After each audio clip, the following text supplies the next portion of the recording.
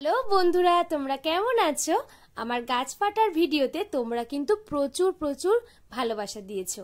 আর একজন আমাকে কমেন্ট করে জানিয়েছিলে যে তোমরা এটার ফুল ভিডিও দেখতে চাও। এটা আমাকে কিন্তু অনেকেই বলেছো, তাই আমি আজকে ফুল ভিডিও নিয়ে কিন্তু হাজির হয়ে গেছি। আর এই যে তোমরা এঁচড়গুলো দেখতে পাচ্ছ, এটা কিন্তু আমাদের গাছে হয়েছে, যদিও এর মধ্যে কয়েকটা পচে গেছে। তো চলো আজকে আমরা এখান থেকে গিয়ে এঁচড়টা কেটে নেব। তো আমরা চলে এসেছি এখানে, আর আমার মা কিন্তু এঁচড়টাকে খুব সাবধানে কাটছে, কারণ এখানে মারাত্মক রকমের আঠা থাকে।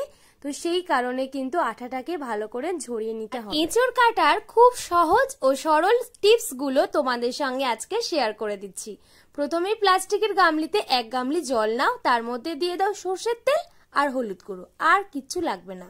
এরপরে এঁচড়টাকে 4 ফালি করে তোমরা কেটে নেবে। তারপরে কি করবে, ওই জলটার মধ্যে 5 থেকে 10 মিনিটের মতো ডুবিয়ে রাখবে। যদি তোমাদের হাতে সময় থাকে তাহলে আরো বেশ খানিকক্ষণ রাখতে পারো। এরপরে কি করবে, একটু সর্ষের তেল নিয়ে বটির গায়েতেও লাগিয়ে দেবে, তাহলে বটিতেও কিন্তু কোনো রকম কষ পড়বে না, আর হাতে কিন্তু আঠা লাগার কোনো রকম সম্ভাবনা থাকবে না। আর এঁচড়টা কিন্তু খেতেও ভালো হবে, তাড়াতাড়ি সিদ্ধ হয়ে যাবে। তো এইভাবে আমরা 15 মিনিটের মতন রেখে দেব। তারপরে কিন্তু আমরা এটার খোসাটাকে ছাড়িয়ে নেব। আর একটা কথা বলে দিই, এঁচড়ের সামনে যে সাদা মতো অংশটা থাকে এটাকে কিন্তু বাদ দিয়ে দিতে হবে। আর খোসাটাকে খুব ভালো করে কিন্তু ছাড়িয়ে নিতে হবে, যাতে কোনো রকমের সবুজ অংশ না থাকে। দেখো আমরা এখানে কিভাবে ছাড়িয়ে নিয়েছি, পুরো সাদা হয়ে যাবে। তো এরপরে কি করবে, তোমরা তোমাদের পছন্দ মতন সাইজের এটাকে টুকরো করে কেটে নেবে। তো আমরা এরকম টুকরো করে কেটে নিয়েছি। আর কি করব, এটাকে আমরা আরো 10 থেকে 15 মিনিটের জন্য ওই জলটাতে ডুবিয়ে রাখবো। তোমাদের হাতে যদি সময় থাকে তোমরা এটাকে আধ ঘন্টার মতো রাখতে পারো। এবারে এগুলোকে খুব ভালো করে ধুয়ে আমি জল ঝরিয়ে নেব। এবার রান্না করার পালা, চলো রান্নাটা করে নিই। প্রথমে আমরা কড়াই সর্ষের তেল দেব, আর এই রান্নাটা কিন্তু পুরোটাই সর্ষের তেলে করতে হবে। এরপরে দিয়ে দেব রসুন থেতো, এটা হালকা করে ভেজে নিয়ে এর মধ্যে দিয়ে দিয়েছি পেঁয়াজ কুচি ও টমেটো কুচি। এটাকে আরো বেশ খানিকক্ষণ নাড়াচাড়া করে নেব। আর তারপরে এর মধ্যে দিয়ে দেব চর্বি। দিয়ে রান্না করার ফলে এর টেস্ট কিন্তু একদম মাংসের মতোই হবে। তো চলো দেখে নাও রান্নাটা। এরপর কিন্তু আমি দিয়ে দেব এখানে আদা বাটা, আর আদা বাটাটা দিয়ে আরো একটু নাড়াচাড়া করে নেব। এরপর আমরা মশলাগুলো একে একে দিয়ে নেব। প্রথমেই দিয়েছি হলুদ গুঁড়ো, আর পরিমাণ মতো দিয়ে নেব ঝালের গুঁড়ো অর্থাৎ লঙ্কার গুঁড়ো। তোমরা তোমাদের স্বাদ অনুযায়ী লঙ্কার ব্যবহার করো। এরপর বেশ খানিকক্ষণ ধরে কিন্তু কষিয়ে নিতে হবে, আর এখানে কোনো রকম জলের ব্যবহার করার প্রয়োজন নেই। আর এরপর আমরা দিয়ে দেব, যখন দেখবে কষাতে কষাতে অনেকটা বেশ তেল ছেড়ে দিয়েছে, তখন তোমরা বুঝবে এটা কিন্তু একেবারে রেডি।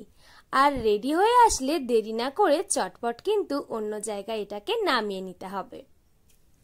এরপর ওই কড়াতেই আমরা দিয়ে দেব আলু, আর আলুটাকে কিন্তু একটু বড় মতন করেই কেটেছি। আর তারপরে আমরা একটু দিয়ে দেব রসুন থেতো করা। এটা হালকা ভাজা ভাজা হয়ে আসলে এরপর কিন্তু আমরা বেশ ভালো করে অনেকক্ষণ ধরেই নাড়াচাড়া করে নেব, কারণ আলুটাকেও একটু ভেজে নিতে হবে। আর এরপরেই দিয়ে দেব পেঁয়াজ কুচি ও টমেটো কুচি। তারপর সমস্ত কিছুকে একসাথে বেশ ভালো করে নাড়াচাড়া করতে হবে।